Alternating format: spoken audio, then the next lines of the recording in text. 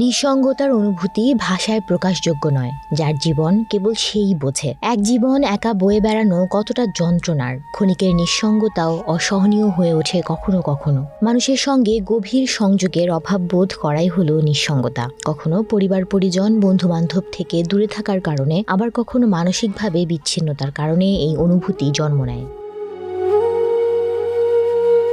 এই নিঃসঙ্গতায় ভর করে জাপানে চলতি বছরের প্রথম 6 মাসে প্রায় 40,000 মানুষ নিজ বাড়িতে মারা গেছেন। পুলিশি প্রতিবেদন বলছে, এদের মধ্যে প্রায় 4,000 জনকে মৃত্যুর 1 মাসের বেশি সময় পর উদ্ধার করা হয়েছে।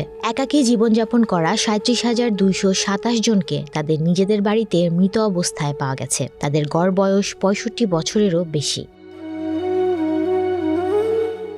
আরেক প্রতিবেদন বলছে, একাকিত্বে ভোগা মানুষের পরিমাণ ইউরোপের তুলনায় আমেরিকায় বেশি। এমনকি 90 দশকের মধ্যবয়সীদের তুলনায় 2007 থেকে 2009 সময়ের মধ্যবয়সীরা বেশি মানসিক সমস্যায় ভুগেছেন। 2020 সালে করোনা মহামারীর থেকেও চলতি সময়ের মধ্যবয়সীদের একাকিত্ব, নিঃসঙ্গতা ও বিষণ্ণতার মতো দীর্ঘস্থায়ী রোগ যেন আরও বেড়ে গেছে। অথচ যে বিশ্বায়নের যুগে আমরা মুহূর্তেই সারা বিশ্বের যে কারো সাথে কথা বলতে পারি, সেখানে এখনো মানুষ কতটা একাকী।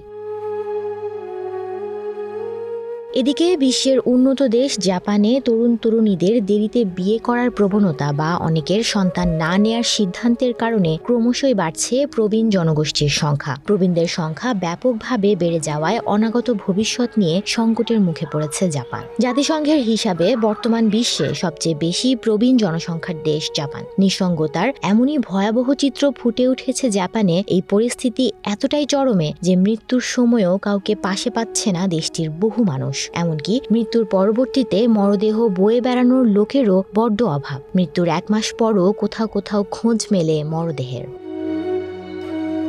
সুমনা মুস্তফা, প্রবাস খবর।